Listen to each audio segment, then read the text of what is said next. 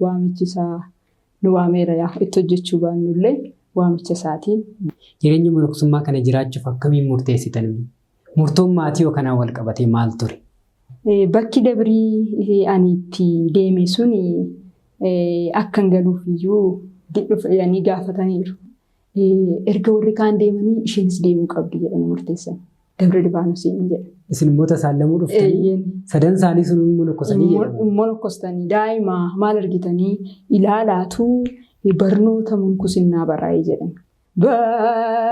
Badhaasa kan wareegamaati. Manni amantaa in ulfaata borkufteetu nuunis lafa nu ilaalchista waan jedha yaadanii uffata isheefaa kaanii turan jalaa jechuudha. Faarfataa Daaqon Garramuu baay'isaa wajjin hidhata qabda waan jedhu dhageera akkamiidha?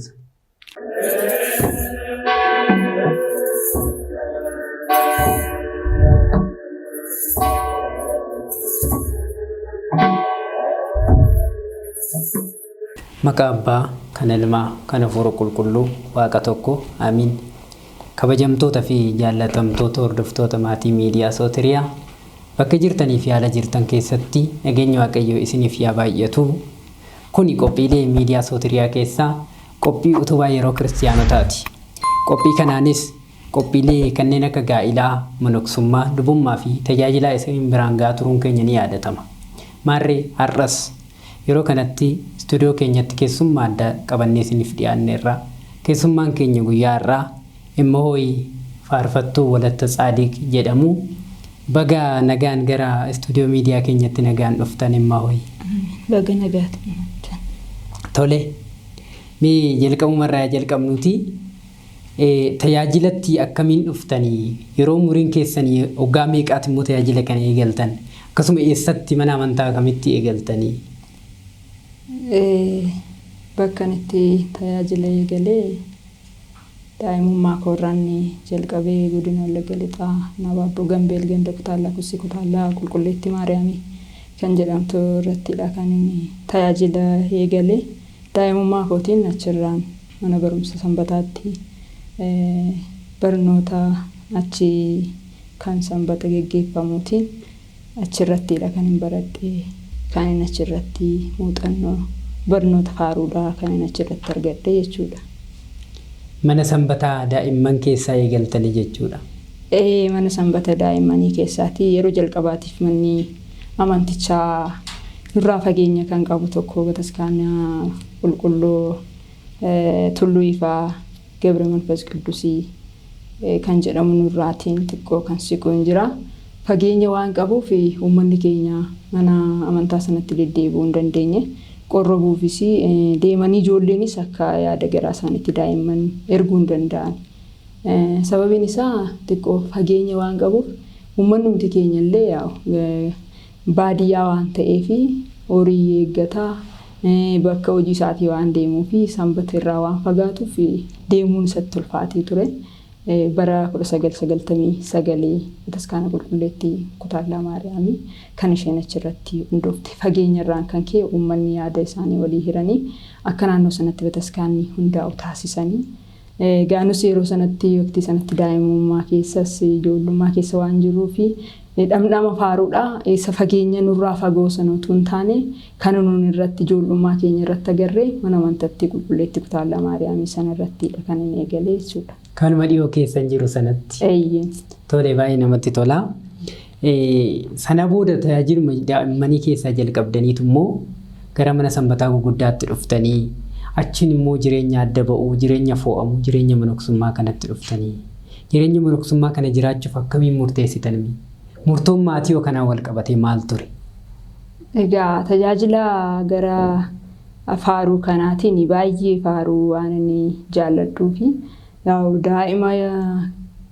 daa'ima xixiqqoo tun taane giddu galeessi ni jiran. Giddu galeessa kan xiqqoo daa'imarraas xiqqoo kaf kan jedhe isaan irraatii kan achitti kan hin eegale. Gara dubbii hafuuraattis immoo barnoonni hin kennamaa achirrattis. Fedha Waaqayyooti waan hundumtuu inni gaafa nama waamu namnis nama daangessuus hin danda'u waan ta'eef haala mijachuu baatus waamichi isaa nu waameera yaa itti hojjechuu baannullee waamicha isaatiin iddoo sanatti kan barumsa hundumaayyuu kan ijatti banadhee hafuuraanii jechuudha. Tole keessumattuu gaafa jireenya manoksummaa kana filattanii gadaamatti galtan yookaan kawaalatti galtan mudannoo hedduun hin jiraata jedhee yaada. Namni salphaadhumatti jireenya kana murteessu. Murtoon keessan akkam ture bii kanarratti maatiin immoo kanaan wal qabatee tole jedhanii uumma isinii eeyyamanii deemtan moo akkamittiin deemuu dandeessan akkamittiin immoo murtoo kana murteessuu dandeessan? Egaa maatiin illee yommuu baatanis fedha ofii kootiitiinis waan murteesseef maatiin illee fedha gara kanaattis hin fedhanii amantiiummaa kanaaf ga'eessa hin taatu boorre dadhabdee ni dhiifti boodatti ni deebiti akkaataa maleetti immoo itti rukutamus dandeessi kan jedhurraan kan ka'u maatiin koo kan isaan xiqqoo isaa yaaddessaa ture mana amantaatii fi fedhii qabu akka mana amantaa jiraadhuuf garuu ga'ummaa qabdii kan jedhu ofii isaaniitiin sodaa waan qabaniif naayyamuu hin dandeenye yeroodhaaf illee. Baay'ee yaadadha. Maaliif akkuma sitti hangafa waan hin ta'eef nan beeka. Isaanirraa naturra waa hubataa jechuudha yeroo sanatti. Ijoollee waan taateef akkamittiin deemti borii yoo rakkoon tokko uumame borii immoo dhiibbaan karaa amantiillee jechooti tokko dhufuu danda'a waan jedhu sodaan qaban ture yeroo sana. Maatiinis akkuma kana marsaa hedduudha kan isaanii dhorkaa turanii jechuudha. Dhorkaan kun immoo jibba amantaa osoo hin taane amantiidhaan baay'ee waaqeffannaa baay'ee jabaa ta'edha maatiin keenya jechuudha. Kan isaan jalqabumaa kaasee erguma of barree daa'imummaa keenyatti kan isaan nu baatanii bataskaanni nu bira jiru jira. Bataskaanni Gabree Manfas Qudus Tuluu Ifaa kan jedhamu jira. Bataskaanni kuni amma gara gadaamaatti akka guddatu jedhamee namoonni baay'een yaada irratti kennaa jira. Maaliif waggaa hedduudha waggaa 200tti kan siqu gara 200 waan ga'uuf deemudha bataskaanni kuni jechuudha. Bataskaana baay'ee yeroo baay'ee tureedha. Achi nu baatanii deemu turan maatiin keenya nu baatanii achi deddeemu fageenyarraan kan ka'e immoo gara bataskaanni of biratti ni ijaarranna kan jedhan uummati yaada tokko kaasanii bataskaanni qulqulleetti Maariyaamidha. Naannoo mana keenyaa irratti laftis kanuma abbaa keenya kan ta'e irrattiti walii galtee hawaasaatiin achirratti uummati keenya ijaarrate jechuudha. Achirratti tajaajilaa jalqaban isaanii anis immoo achuma ittiin tajaajilaa ture jechuudha. Fakkeenyaaf uffata fa'aa hin deemin jedhanii uffata fa'aa keessa ba'anii jechuudha. Jaalalumaaf jibba amantaa osoo hin taane hin deeminii manni amantaa in ulfaata borkufteetu nuunis lafa nu ilaalchistaa waan jedhan yaadanii uffata sheefaa kaanii turan jalaa jechuudha. Iseenii kan hundumaayyuu dhiisteeti kan isheen deemtee jechuudha. Baay'ee kan nama garaa nama nyaatu jechuudha. Egaa isaan naa eeyyamuu baataniyyuu dabrii qulqullicha Miikaa'elii gaanqaa Miikaa'elii kan jedhamu irratti yeroo jalqabaatii fi kan hin deemee achis biqilaa dhaabbuun waan keessoodhaan gibbii xaraganii monokosaatii warra jiran kan gargaaraniin jira. Yeroo jalqabaatiif achi hin deemee maatiin baay'ee yaada isaanii ta'uus hin qabu kan jedhutti yaadanii. Sababiin isaas yeroo sanatti waqtii barnootaa irra hin jirasi. Barnoonni iddoo guddaatti kan uummanni keenya ilaalu. Gara baadiyyaa keessatti immoo jechoota hin taanetu kennama. Ijoolleen gaafatti dadhabanii utuu barsiisanii yaada isheetiin ala deemtu jechuudha. Innaa kana gidduutti qormaata kan maatirikii fattanameetan utuu inni hin deebi'in deemu naasee ji'a naasee keessaa jechuudha. Ji'a 12ffaa keessaa utuu nachi asii hin deebi'in qabxii yoo deebi'e gilliis na galchuu danda'u barnootas na galchiisuu danda'u kan jedhu waan yaadeef utuu inni hin deebi'in deemuu anaaf wayya jedheetan bakka subaayee naannoo filsatii keessa kanan deemee jechuudha maatii irraa kanan isaan irraa addaan ba'e. Gadaama sanatti erga galtanii maatiin akkasin deebitaniif waa tokko iyyuu hin goone. Bakki dabrii ani itti deeme suni akkan galuuf iyyuu dhufanii gaafataniiru. Maaliif daa'ima waan taateef adeebituu jedhanii ni jiru itti gaafatamaan aanaa keenya aanaa mana lubummaatti gaafatamaa kan ta'anii jiran luba Guwaan Qeesis Girmaa Ittaanaa jedhamu. Liqatti Guwaan Qeesis Girmaa Ittaanaa jedhamu.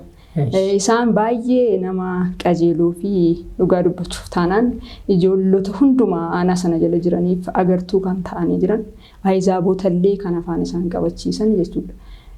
Isaantu baay'ee maatii koo wajjiniin walittiin siqu kun ta'uus hin qabuuti adeebituu jedhanii mariisisanii. Egaa itti gaafatamaan kun maal akkamittiin nama mana amantaa seenee baasuu dandeenya jedhanii. Lakkii mucaan kun daa'ima waan taateefuu boris deebitee ni baati waan ta'eefuu nuffuu dandeessitu adeebitee agartu jedhanii erga kana booda lubni kun gara koo dhufanii.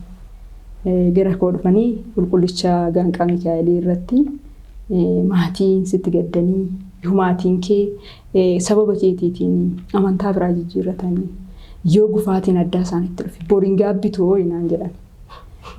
Kanaaf borri gaabbuu keerraa dhaxxeellee waan isaan siin jedhan dhiifama gaafachuu sii wayyuu jedha. Ji'a tokko ergan taa'ee booda jechuudha.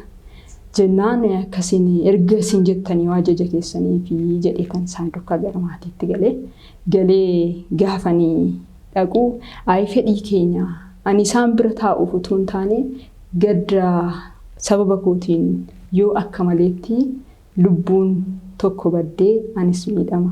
Bu'aa buufachuu ka'ee akkan bu'aa hin dhabne jedheetan waan hin yaadeef baay'ee keessi koo natti dhaga'ame. Maatiinis xiqqoo namni nu fuuldura jirullee muraasa akka ijaatti barnootaanis ijoollummaadhumaan illee akkaan isaan ilaalan nun ture.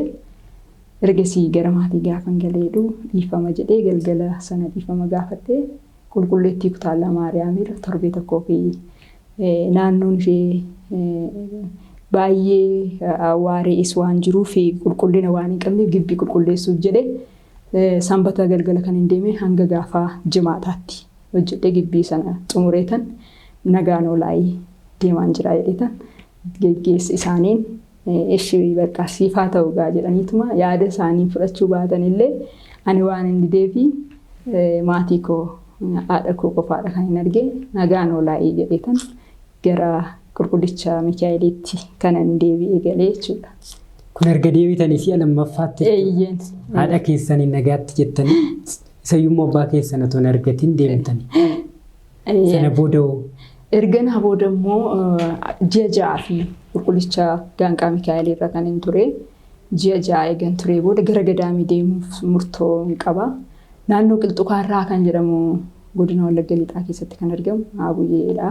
Gabra Manfas Quddusi achiin deema jedhee utuu murteessaa jiru akka tasaa baay'ee iddoo nutti kennu lubii itti gaafatamu mana lubaa keenyaa sun luba Guwaan Qeesis Girmaa Ittaanaan baay'ee dhugaa dubbachuuf taanaan lakkoofsa ijoollee isaanii nama lakkaa'ee beeku isaan gadaamis kan jiran eessallee kan jiran alasaa ta'an eessallee kan jiran bataskaana aanaan keenya qabdu sana jalatti hunda ijoollee lakkaa'anii kan beekan. Luba Girmaa Ittaanaatiin monokkosaatii kan isaanii monokkosiisuudhaaf gara kana kan dhufan hin jiru. Kan dabrii sanarra turan illee isaanumatu immoo gara Dabra Libaanoositti fida. Itti gaafatamoo kanatu jechuudha. Erga akkas ta'eetii manni kutaa mana barumsa sanbataa Gaanqaa Mikaa'elii sun baay'ee iddoo natti kennanii karaa faaruutiin jechuudha akkuma deeminu sabakaan isaan yoo danda'atan illee kan warra turan danda'atan illee isheenuun immoo hin danda'annaa nuufaa teessuu jedhanii haadholiin hin jiru haadholiin hin faarfatu gaxarii keessatti jechuudha. Haadholiin hin shaakalchiisaa daa'immannis kan isaan na ajajanii nan raawwadha gibbii sana keessa ammaan turetti. Kanaaf manni barumsa sanbataa erga warri kaan deemanii isheenis deemuu qabdi jedhanii murteessan. Dabra Libaanoosiin jedha. Ani garuu gara Dabra Libaanoosiyyuu qulqulleeffadhee yuun beeku kallattii isaa waan hin beekneef godinuma keenya jala kan jiru gadaama Keltuqaarraa kan jiru sana yaadee ture. Qulqulluu Abuuyyeedha kan gadaamiin sunii jechuudha. Innaa akkasittiin isaan gaafa isaan deemuuf jedhan nusi si erginaa jedhanii amma danda'ame ani gaafan maatii koorraa ba'e kan na fayyadee fudhadhee tuun baane tiraanspoortiis illee of harkaatiin qabu maatiin odeeffannoo kana dhagaanii muraasa ishee kan na gargaaranii jira. Manni barumsa sanbataa garuu kamiin iyyuu taanaan isheenis duukaa deemtee tasaallamtee dhufuu qabdiidha Dabra Libaanoosiin. Innaa akkasittiin lubni kun fuudhanii dhufanii nama 4 ta'aniitu wal faana kan hin dhufne. Namni 3 sun monokkosuudhaaf dhufanii ani immoo isaan duukaatan tasaalamuu dhufe dhumarra garuu gaafas dhufaniidhaan daa'ima waan ta'aniif hin monokkosan jedhan Dabra Libaanoosiiti. Sadan isaanii monokkosuu dhufanii isin immoo tasaalamuu dhuftanii sadan isaanii sun monokkosanii jedhaman. Monokkostanii daa'ima maal argitanii ilaalaatu barnoota munkusinnaa baraayee jedhan. Egaa sababa qopheessuudhaaf Waaqayyo akka nuun gara biyyaatti hin deebine jechuudha.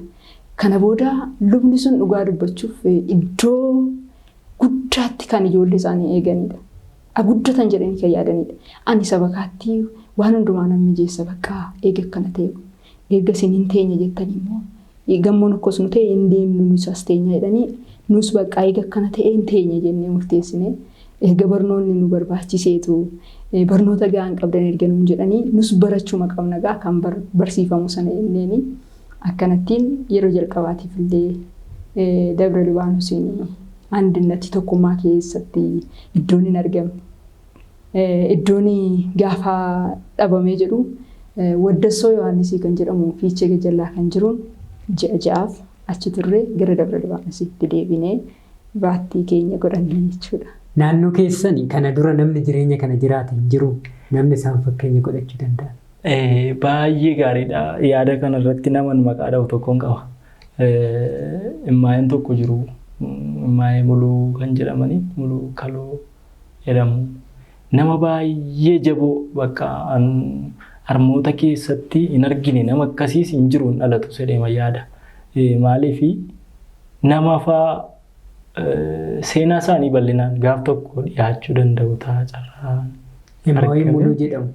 Immaahee muluu jedhamu godinuma Wallagga Lixaa aanaa Baabboo Gambeel jalaa bataskaanaa qulqulluu Uraa'elii fi Gabreelii jedhaman achi jiru. Dabraalee jechuudha. Innaa isaan nama baay'ee jaboodha. Fakkeenya guddaa nama ta'anidha. Fakkeenyas ta'anii jiru. Namooti baay'een isaanii hin ilaalanii ijoolleen shamarran kun baay'een isaanii fakkeenya bakka isaanii fudhachuudhaan nus akka isaanii kanatti jabaannee dhaabbachuu qabna kan jedhan waan beekaniif amma obboleettii himti koo WalattaTsaadiiq naannoo isaan bira guyyoota murtaa'ee fi turteetti. Erga murteessanii bahanii otoo murteessanii ma jiranii murteessanii manaa ergii ma bahaniiyyuu isaan ijjin haasawaa waan gara moloksinaan qabu maal akka ta'e waliin haasa'anii gorsaniiru. Gorsa akkasiisoo keessaa qabu jechuudha. Isaan immoo bu'aa bahii isaan keessan darbiin hin jiran. Isaan yerootti faaruumti kun hin jirre keessatti Wallagga keessaa naannoo lixaa faaruuma yeroo inni jedhee hin jalqabinitti kan achi keessatti faaruu dhiyeesse Immaahee muluudha jechuudha. Afaan Oromiffaatiin. Amaariffaanis afaan Oromiffaatiinis isaan yeroo dargii keessallee yeroo namoota tajaajilaa turanidha jechuudha. Injira akka mana xixiqqaadhaan yeroo manni amantaa akka kanatti ijaaramee babal'atee hin jiru. Namooti akkuma naannootti iddoo tajaajila kadhannaatti godhatu qopheeffatee hin jira yeroo sana akkan odeeffannoo qabutti achitti dhufanii hin tajaajilu kadhatuun faarfatu bakka namoonni baay'een maal isheen kun immoo eessaa maal isheen jedhaniitu namoonni yaada kaasu waa'ee hin beekneef jechuudha. Garuu dhumarratti ulfinaan amma kabajumaan dhaabbattee jabinaan ammas tajaajilumarra jiru isaanii otoo carraa kanallee isaaniif na laattanii baay'een gammadaa. Isaan baay'ee nama garaa namaa dhukkubsanidha jedhanii cimina isaanii asumarraan dubbadha. Immoo illee gaafa ba'an isaa waan tokko dudubbisanii haasofsiisanii mari'achiisanii xiqqoo isaa wajjin marii qabu jechuudha gaafa mana ba'an. Tole amma arfan keessanuu mana kuustanii jireenya kana jalqabdanii dabra Libaanos jiran isaanis. Nan jira. Dhugumatti galatooma Waaqayyoon sinaa eebbisu. Kuni jireenya sirriitti nama barsiisudha. Kutannoo gaafata. Adda ba'uu Waaqayyoodhaaf foomuu addunyaa kana dhiisuun of jibbuu gaafata. Of kennuu gaafata waan ta'eef dhugumatti jireenya cimuudha. Achiin booda immoo gara sana erga deemtanii faarfannaa hojjettammoo duruma immoo faarfannaa qabdu. Faaruu yeroo jalqabaatii fi baay'ee tan faaruu nan barreessa. Faaruu ammas teennaan nan barreessa faaruu guyyaa qaba kan jedhu waan qabuuf tarii namni hojjechuu danda'a kan hin jedhus nan yaada. Akka tasaa obboleessa koo tokkotu gara as Dabra Libaanos na bira dhufee barnootaaf daa'ima. Inni dhufee miimoorii irratti faaruu rikoordii godhee jiru argeetu gara maatii fuudhee deeme. Gara maatii fuudhee gaafa deemu faaruu hojjechiisuu qabdu jedheetu haasofsiisa maatii.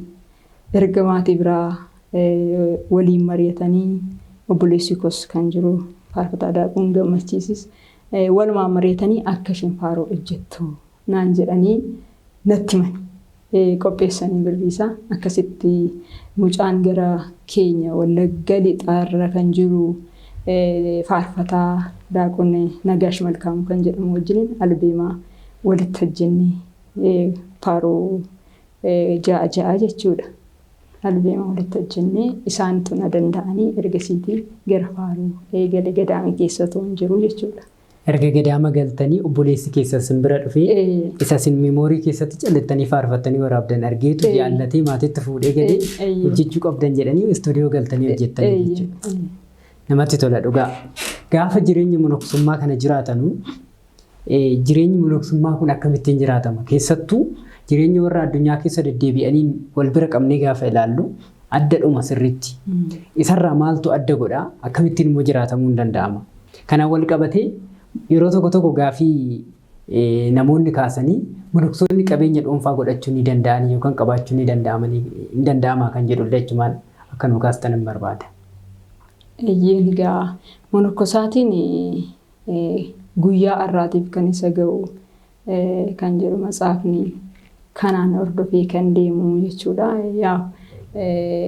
Foonnis lubbuu malee lubbuunis foon malee jiraachuu waan hin dandeenyeef dirqama hojjetee gara ofiisaatii waan isaaf taatu guyyaatti waan isa fayyaddu soora foon isaatii fi foonni isaa akka jabaattee dhaabbattuuf kan ta'u hojjechuu irra darbee nama biraa fayyaduu fi bu'aa gatii lubbuu isaatiif kurnoollee baafachuu kan danda'u jechuudha. Qabeenya dhuunfaa isaatii jechuun fooqii ijaaree yookiis immoo wantoota hin barbaachisne alamaayii jireenya biyya lafaa wajjiniin kan wal fakkaatu utuu hin taane uffata miidhagaattiin uffachuu utuu hin taane bultoosaa kan inni godhatee jiru jireenya mankusinnaa jechuun waan hundumaa dhiisanii Waaqayyoo duukaa bu'uudha. Uffannaas utuu hin ilaalin hiriyyaa gaariis utuu hin eegin waan hundumaatiin dagatamee kan jiraatu dubbii hafuuraa qofaa irratti kan bobba'ee jiraatu jechuudha waan ta'eef qabeenya dhuunfaa isaatii isarraas hin eegamu. Wanni isa dogoggorsu waan hin dhabamneef qabeenya dhuunfaa qofaatti qooddachuun isarraas eegamaas miti. Matsaafnis hin ajaju. Kan isa ga'u qofa qabaachuu qaba. Kan ittiin jiraatu qofa sanarra darbee addunyaa kanarraa durumayyuu waliigaltee hin qabu waan ta'eef adda kutee baheera waan ta'eef si gane jedheenii dhiisee baheera waan ta'eef qabeenya sanaa walitti isa barbaachisu hin jiru. Uffata babbareedaa uffachuu waan hin dandeenyeef waan isa barbaachisu waan hin jirree fi qabeenyi isarra darbee kan nyaata isaarra darbee kan jiraachuurra darbee manoksee tokkoof hin barbaachisu kan manoksee tokkoof hin barbaachisuuf jettanii sirriidha dhuguma. Jireenya monoksummaa kana yookaan jireenya adda ba'iinsaa kana gaafa jiraattanu kawaalatti galtanii faarfannaadhaan gareen kun maal jedhu namoonni baay'een monokseen faarfachuun hin ta'u yerootti jedhamus hin dhaga'ama. akkamiidha faarfannaa faarfachuuf manoksummaan walitti dhufaa wal miidhawoo immoo. Egaa hanga kanaan duraatti abbooliin beektonni hayyoon amantaadhaas yeroo barsiisanitti hin dhageenye. Kun taatee afaaniin haasa'amu amilee walii cabsuu fi kan ta'urraan kanaaf namni tokko adda ba'ee kan jedhamu faaruurraa adda ba'eetu hin ta'in galata waaqayyooti waan ta'eef isatti cimee jechuudha. Ittuu jabaatee jechuudha. Kaleessa sa'atii maatii irraa fayyadamaa turan hojii dhuunfaa hojjetachaa turan irra har'a iddoo itti kennee jala muree ofiisaatii bultoo taasifatee waan jiruuf irratti kan jabaate. Faaruunis afurri kamiyyuu waaqayyoon haa galateeffatu jedhee qulqullichi Daawitis dubbateera waan ta'eef ittuu monokkosaatii irraati kan eegamu. Faaruun yoo waaqayyoon gammadee hin jiraatu ta'e kan gammadee faarfatu jedhamti matsaaf. Kanaaf kan gammadee erga ta'e monokkosaatiin ikkoo Kiristoositti gammadaadha biyya lafaatti garuu gammachuu hin qabu. Kanaaf kan gammade kan jedhamu immoo ittiin quufee ittiin akka fedha garaa isaatii jiraate kan jiraatu utuu hin ta'in Kiristoositti gammadee akkam waa hundumaa dhiisee Kiristoos duukaa gaafa bu'u gatiin isaa samii irratti guddoo waan taateef ishee ilaalee abdii godhachee kan gammadee faarfatee jiraatudha. Gatii waaqayyoo isaaf oole guyyaa gaaf jimaataa kan inni isaaf raawwate umurii isaatii kaasee isa faanas kan ta'e abbaa ta'ee fi utuu gombisaa hin qabaatiin nyaatanii bulanii utuu inni gadi bu'aa qabaatanii utuu inni nyaatiin suga godhatanii surraa uffatanii waan jiraniif kun hundumtuyyuu gammachuudha. Faaruun kana caaleeyyuu hin jiru tureeyyuu namni jecha akkaataa hubannoo isaatiitti irraan kanaaf dhugaa dubbachuuf monokkosaatii irraa waan hedduun hin baratamu. Qabeenya hin qabanii waa hundumaa dhiisanii Kiristoos duukaa kan bu'an dhugaa dubbachuuf abbooliin keenya darban suga isaan qaban eenyuun arganne. Uffata gaarii nuti har'a gatii guddaadhaan uffannu irra kan isaan ittiin jiraatan monokkosaatiin kan isaan qullaa ta'anii gogaa uffatanii wayyaa bososaa uffatanii baay'ee biiftuurra kan ifanidha. Kanaafuu galanni kana fakkaateeyyuu hin jiru. Faaruudhaanis kan ibsamudha jedheetan akka mataa kootiitti of amansiisa. Kanumta adda ba'anuyyuu faarfachuudhaaf waaqa faarfachuuf addunyaarra immoo adda ba'anii mitiiree akkas jettan siniyyuu dhuguma sirriidha. Mee sin qunnameeraa sin wanti kun gaafa faarfannaa hojjettanii waan akkasii kun sin qunnameeraa dhuunfaadhaan. Namoonni baay'een yaada monokkosaatii irraan eegamu jedhanii waan baay'een dubbatu. Faarfannaan jechuudha. Garuu akka hiikoo matsaafni abbooliin barsiisanitti immoo obboleessa isaa akkaataan taaneen jeebba'uun inni mataan isaayyuu cubbuudha. Sababiin isaa Daawit gaafa faarfatee qullaa buusee milkooliin kolfiteeyyuu. Gaafa kolfitu garuu gadameessi ishee cufamee akka dhala hin godhannellee taatee jechuudha. Kana jechuun isaan bakka jechoota miidhagaa waan gorsan fakkaatee of isaaniitiis miidhamoodha. Jechoota addaa yeroo isaan darbatanii jiru. Monokkosaatiin Daawitiidha malee kan faarfatu kan jedhanii amilee namaa cabsan. Faaruun immoo Daawitii keessaas immoo numa ba'a. Kan isarraa ala ba'es hin jiru. Jechoota isaan ittiin dubbatanii akka teellaatti nama deebisan kan godhan hin jiru baay'een isaa. Gaafa sin faarfachuu deemtan gaafa faaruu baastanii qormaanni akkasii sun sinirra ture jechuudha. Jechoota baay'eedha namoota guguddoo biratti sirraan eegamu faaruun kana booda koo akka baay'ee taa'eeti jireenya gara biqaatiir gara darajaa biqaatiiti malee kun hin barbaachisu kan jedhanii akka gadaanaatti kan kaasan hin jiru. Beekuu dhabuurraan namoonni ilaalcha faaruudhaaf kennan gadaansanii kennaniitu kun jireenya monoksummaa waliin hin deemu jedhanii ka'an. Garuu monoksummaa jechuun isuma faarfachaa jiraachuuf adda ba'uudha jechuudha. Dhugaadha sirriidha. Faarfannaawwan keessan baay'ee laphee namaa keessa jiru. Laphee hunda keenyaa keessa jiru kuma dubbachuudhaaf nama gaabbiidhaaf kan kakaasan keessattuu taklaa imaanoota barsiisaa dhalataa biyya ittisaa jettanii kan isin faarfattan. Dhuguma sin bobaasaa jalatti jireenya afuraa filattanii baataniittu isaaf immoo faarfattanii faarfannaa dhumti kun immoo uummata keessa jira sirriitti beekama. Walaloon baay'ee jaaladhu tokko faarfannaa keessan keessaa siniin jedha yeedaloodhaan nu jettu. Rakkinni gonfoo ulfinaati badhaasa kan wareegamaati. Iyyoomus na soora barruunsaa kanaafan filadhee manasaa. Rakkinni gonfoo ulfinaati badhaasa kan wareegamaati yoomus na soora barruunsaa kanaafan filadhee manasaa naan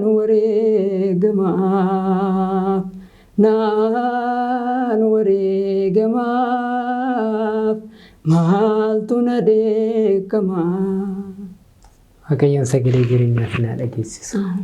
Ofuma keessanii barreeffattan moo nama isinii barreesseetu jira faaruu kana? Naanumatu kan hin barreessu amma yoonaatti illee ofuma kootiidha kan hin barreessu. Ofumaa yeedaloo isaas hojjetattu? Yeedaloo mimmiidhagaa kana. Faaruu kanas ofumaa teessanii barreeffattanii jechuudha. Baay'ee nama dhiba dhugaa dubbachuudhaaf taananii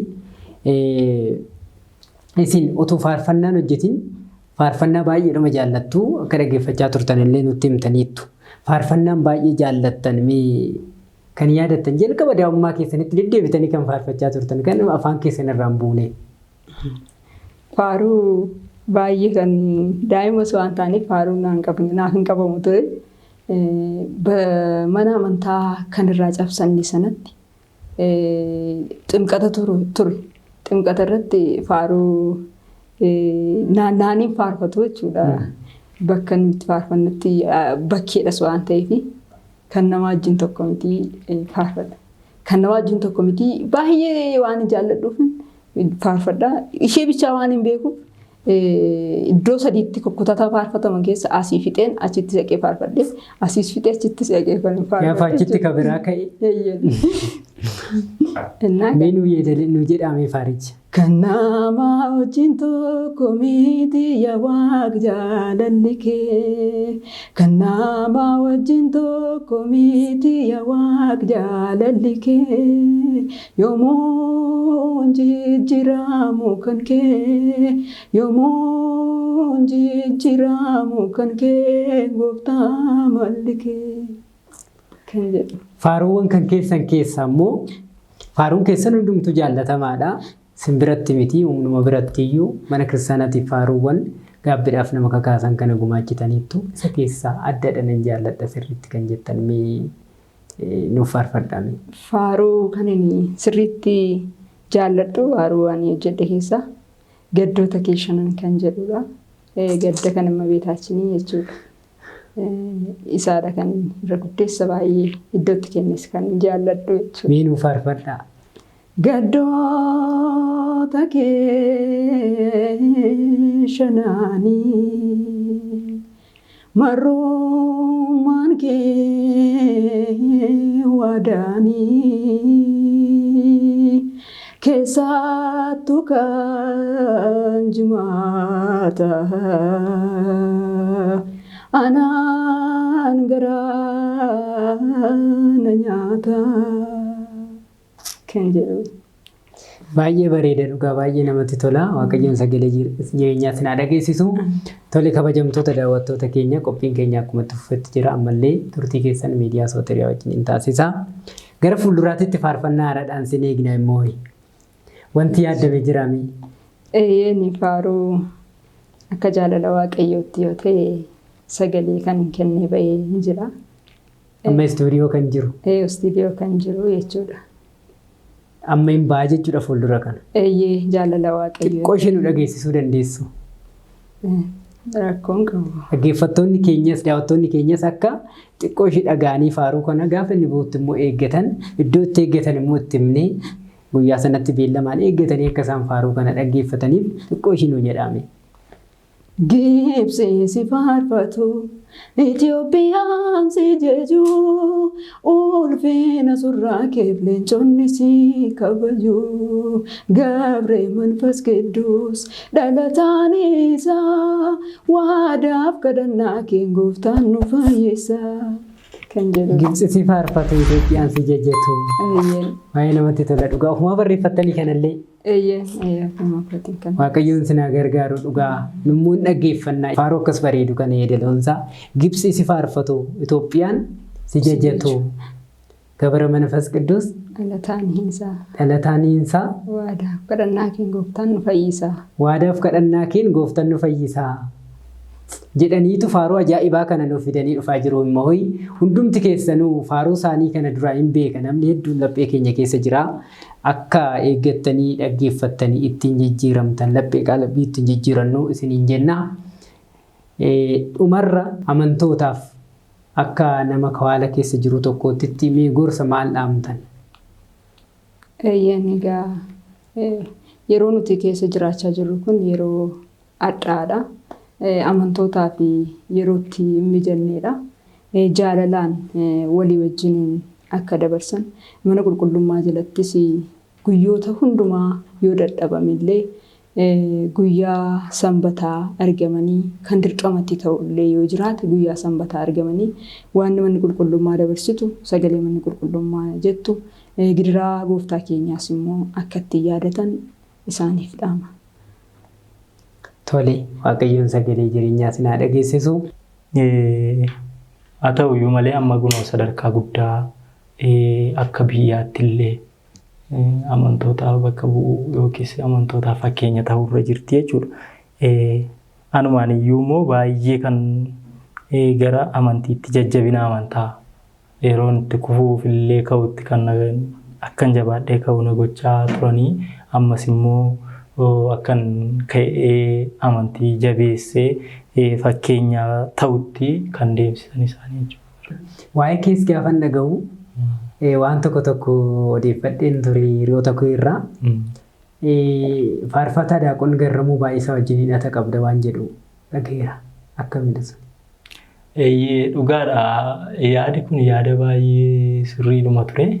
Ani umurii ijoollummaa baay'ee xiqqaa umurii itti bu'ee waanuma gaarii fi wanta hamaa fi gaarii adda baafatanii hin beekne keessatti waan faaru kun na keessa bulee jira jechuudha. Ijoollummaadhaan faaruu kana qindeeffadhee anis akkuma bakka warra faarfatan kanaatti faarfachuun qaba jedheenanii maatii waan of dudduubatti immoo yaadaan abdadhuu fi na gargaaru jedhee yaaduuf akkasitti faaruu qopheessee bakka yeroo sana kaasettiidha. Kirriidhaan kan gurguramu jechuudha. Yeroo kaasteettaa sana. Innaa akkasittiin qopheesseen garramuu sa'aatii sanatti faaruu hojjetee guddaa daaqon ammallee luba soorii guddatan illee yeroo sana faaruu isaanii baay'ee namatti tola. Isaanis faaruu hojjetanii jiru. Garramuun immoo nattaa funaanoo kan jedhu eenyudha nuti kan jedhu mata dureedhaan faaruu albeemii tokko hojjetee ana buna inoo kufaallee yeroo sana wajjin achirra bulchaa jiru. Anis akkuma kanatti qophaa'ee garramuudhaan bilbilee maatii kiyyarraa atoon kana hin jedhiniin badeenanii Addis Ababaa kana dhufee jechuudha Finfinnee. Faarfannaa hojjechuuf. Faarfannaa hojjechuuf. Garramuu wajjin dhufee. Harkuma duwwaan dhufee bakka jechuun waan tokko baruumaa fi biruma ga'een dhaqee ilaalame istiidiyoo isa jedhanis akkaataa faaruusi jedhee manani yeroos garramuun as Finfinnee kana jiraata. Dhufee naannoo Bataskaana Mikaa'eliitti atoobistara naannoo Mikaa'elii sanatti wal argine teenyee xiqqoo haasofnee naala faaruu atoo kunoo daa'ima ijoollee xixiqqoodha akkamittiin iyyuu dhufte kan jedhu fa'aa baay'ee na gaafate. Ani akkasumatti makiinaa toona fidee rakkoo maalii qabaa. Ani nan barbaadu haala faaruu akkamittiin hojjechuu danda'a. Akkamittiinis immoo bakka nama biraan dubbii sagalee waaqayyoo kana geessisuu danda'a jedheetan ture jechuudha. Bara sana baay'ee fagoodha. Yaadachuu baadhuu 2002 natti fakkaata. 2002. Faarichi bahee moo maal afeeree? Faarichi ammayyuu hin baane. Ammayyuu naatti faaruun keessaa hin bahee jedhamu. jiru. Garuu gara boodaatti yaada keessa jira yoo Waaqayyo jedhe. Sana booda hidhatni isin daakon garramoo wajjin qabdan achumatti dhaabbate? In dhaabbate osoo hin taane bilbila walii bilbilaa turre. Gidduutti immoo ani maatiitti san deebi'ee na gargaaraa maatiidhaan jedheenaan ati daa'ima akkasitti nuyi ija keessa isin ilaallaa isin immoo nurraa deemuu barbaaddu jedhaniitu akka waan bakka achi nuyi afnee as finfinnee dhumnee afnu yookiis immoo akka waan ammallee bira jiraannutti yaadaniitu yeroo sana dhorkanii jechuudha. Jibbaa amantaaf osoo hin taane akkuma biraan deemnee barbaadanii natti fakkaata.